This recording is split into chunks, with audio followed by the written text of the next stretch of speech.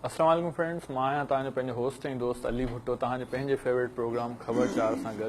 कीअं आहियो? उमेद थो कयां त बिल्कुलु ठीकु ठाक हूंदो ऐं तव्हां सभिनी भाउरनि दोस्तनि जी दुआउनि सां असां बि बिल्कुलु ठीकु ठाक आहियूं। असांजी टीम बि बिल्कुलु ठीकु आहे ऐं तव्हांजो फीडबैक असांखे मिलंदो आहे। ॾाढी ख़ुशी थींदी आहे जॾहिं तव्हांजा असांखे मैसेजिस मिलंदा आहिनि ऐं कॉल्स जे ज़रिए बि तव्हां असांखे पंहिंजे प्रोग्राम जे बारे में ॿुधाईंदा आहियो त हुनमें छा कोताहियूं आहिनि या तव्हां छा ॾिसणु अञा चाहियो था या तव्हांखे केतिरो पसंदि आहे।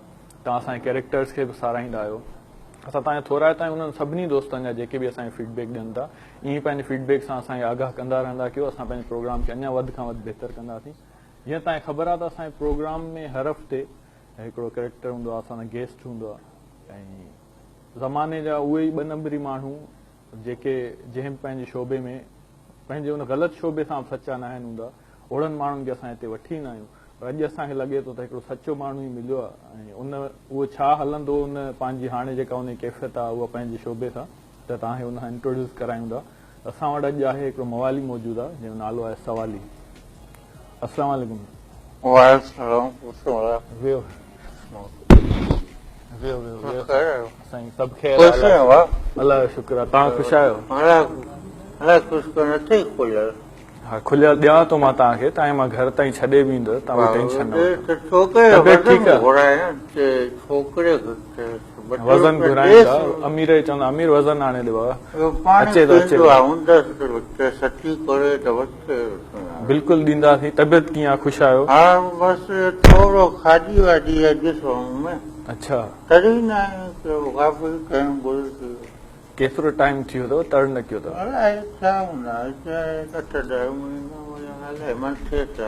ईद ते कयो हूंदव? ईद अचण वारी आहे।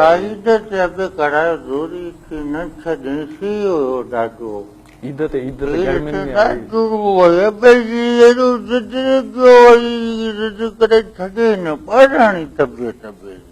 अच्छा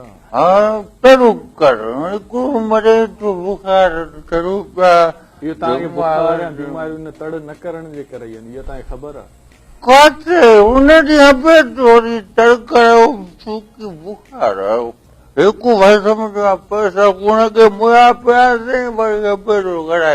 वज़न बि ईंदो ऐं उहे दोस्त जेके बि प्रोग्राम ॾिसी रहिया आहिनि, मवालिन खे वठी को बि तव्हांजे ज़हन में सवाल हुजे, तव्हां इर्द गिर्द में ज़रूरु अहिड़ा कैरेक्टर ॾिठा हूंदा, तव्हां स्क्रीन ते नंबर अची रहियो हूंदो, तव्हां प्रोग्राम में शामिल थी सघो था ऐं सवाल पुछी सघो था, इस्लाह बि करे सघो था। असां न कंदासीं, पर ही जंहिं लेवल ते हाणे पहुची चुका आहिनि त असांखे इस्लाह जो फ़र्क़ु पवंदो। हिकिड़ी ॻाल्हि त ॿुधायो, कांए गेर में था हलो? कांए गेर में था हलो अॼु माना हाणे जेको हिते वेठा आहियो?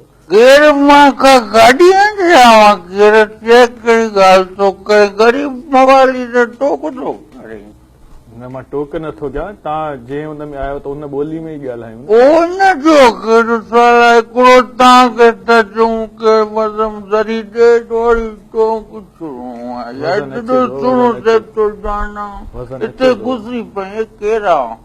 केरु केरु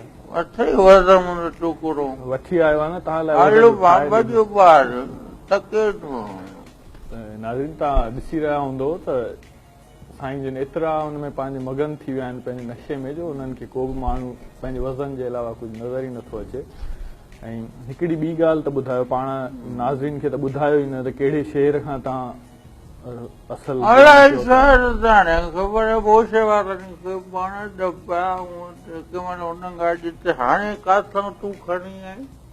हाणे त असांजे तव्हां हिते पोयां पंजाब चौरंगी ते मिलियो। शिकारपुर। अच्छा, असल घर किथे अथव? असल मुंहिंजो आहे डिगड़ी। अच्छा, जॾहिं मां तव्हां होश में हुयो त डिगड़ी रहंदा? डिगड़ी मां पाण बि डिगो आहे न, त पोइ डिगड़ी हर उहो पंहिंजो डिगड़ी बाक़ी मुल्क घुमूं, पंहिंजा बिरादरी जा माण्हू दोस्त मुल्क बि घुमिया आहियो? ट्रेन ते किरायो बि न आहिनि वठंदा। मयार में तव्हां चई था सघो? न, छाजो किरायो? असांजो पंहिंजो मुल्क आहे, पंहिंजो किरायो ॾियूं। बुरे किरायो ॾे टोप पातल हुयो हिकिड़ो जवान, किरायो ॾे। अच्छा, तूं किरायो ॾे? हा, पोइ न त लहो न तूं ई लहो। जेको हुन क़रीब मां बेहोश थियुमि पोइ पाण लही लही काढियो भॼियो पाण केॾा न वियो हूंदो तव्हां अस्पताल पहुची विया हूंदो हा मां कराची वियुमि उते लाइ फिटी कयूं अस्पताल न ॾियूं न ॾिसो कुझु बि मां आहे तव्हां होश भले में आयुमि उते पाणी आड़ियो मथे ते तारा पहुचो पर हूअं हिकिड़ी ॻाल्हि आहे तव्हां पाण बि सम्झी था सघो भले पंहिंजे मुल्क में था घुमो त जेके बि ज़ाहिरी ॻाल्हि ट्रांसपोर्ट आहे या जेके बि गाॾियूं आहिनि केरु पंहिंजे बिज़नेस जे तौर ते अगरि यूज़ करे थो त पोइ उहो कंहिंखे बि मुफ़्त में छो खणे हुनजी बि हुन में इन्वेस्टमेंट हूंदी आहे तव्हां इहे ॻाल्हियूं सम्झ में न ईंदियूं हूंदियूं सॼो हूंदो आहे सॼी ॻाल्हि सम्झ में अचे थी मां ॿारनि चयो मां सॼो ख़बर आहे ज़माने जे हेठि न इहो खपाए पोइ वज़न वठंदासीं हा मां तव्हांखे सभु कुझु ॾियां थो तव्हां झटि सभु मोबाइल कैलकुलेटर मोबाइल हुआ हा हुन में हथु न विझो हुन में शार्ट अथव करंट लॻे हिकिड़ी मोबाइल गिफ्ट कढां वञण वक़्तु हा हा ज़रूरु ज़रूरु हितां सभु कुझु ॾियूं था हीअ आहे टीवी आहे ओवन आहे ओवन हिन में गरम कबो आहे खाधो वाधो हा मानी गरम खाईंदो मानी बि खाऊं था तव्हां इहो त ॿुधायो मां मानी न पचाई ईंदी हिन पाण गरम कंदासीं पोइ तव्हांखे खाराईंदासीं वज़न अचे थो ठाहे पियो अमीर ठाहे पियो न पाण त हणी वठे ॿ टे अचे तव्हां ॾिसी रहिया हूंदो त जेके दोस्त बि इन माहौल मां गुज़रनि था ऐं जिन ते इहा कैफ़ियत तारीफ़ थी वञे त पोइ उहे ज़माने जी सभु रंगनि उन्हनि सभु ख़ुशियुनि खां उन्हनि जेके बि आसाइतूं आहिनि ऐं जेके बि दुनिया में रंग आहिनि उन्हनि सभिनी खां बेरंग थी थो वञे ऐं उनखे न पंहिंजी ख़बर थी पए न ई पंहिंजे इर्द गिर्द कंहिं माण्हू जी न ई माहौल जी ऐं ॻाल्हि हिकिड़ी को सम्झंदा ॿियनि उन्हनि सभिनी दोस्तनि खे मां हुननि सभिनी दोस्तनि खे इहा ई गुज़ारिश कंदुसि त महिरबानी करे नशे खां पासे ते रहो ऐं असांजी अगरि मुल्क संवारणो आहे क़ौम बचाइणी आहे त इल्मु पाण में पैदा कयो ऐं इल्म सां दिलि लॻायो नशे सां न लॻायो अञा बि ॾिसो था उन ॾींहं जी हालत थी आहे मां पाण नशा पता शुरू करे छॾिया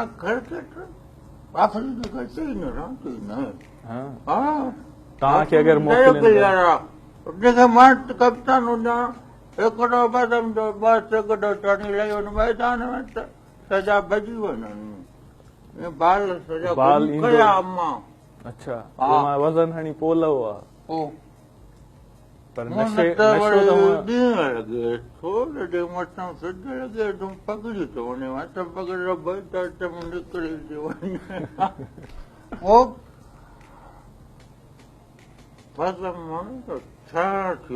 ककड़ लॻा मथां झंड अच्छा मां कढंदो इहो तव्हां वज़न वठी या नशो करे कॾहिं तव्हां पछतायो न आहे इन वठी जॾहिं तव्हां होश में बि रहिया हूंदो का उमिरि त तव्हां पंहिंजी होश हवास में बि गुज़ारी हूंदी उहे ख़ुशियूं उहे रौनकूं उहे सभु हाणे त तव्हांखे पंहिंजी बि ख़बर न आहे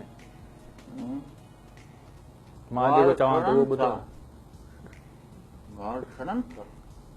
मूंखे न एॾा मथे ते एॾा वार बीठा अथव अञा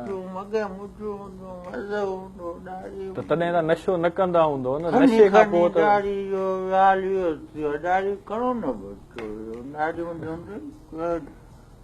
त उहा हालत तव्हां पंहिंजो पाण सां पाण कई आहे न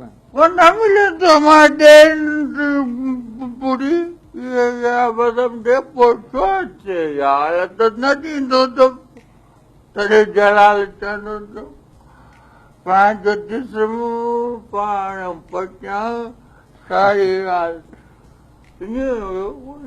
अलाए तव्हां ॿुधो असां त न ॿुधो आहे ज़िंदगीअ ते अफ़सोस नथो थिए तव्हांखे पंहिंजी अफ़सोस आहे तव्हां ते हिकु मजबूर माण्हू अफ़सोस वरी असां ॾे इहो छा कयूं हाणे विड़ूं पढ़ण लाइ न दोस्त सुहिणो प्यारो गाना लायासीं पर वज़न त ॾे तव्हांजे वज़न जे हाणे जॾहिं ब्रेक ते हलंदासीं न त अमीर वटि बिल्कुलु वज़न तयारु थी वियो आहे ऐं इहो ॿुधो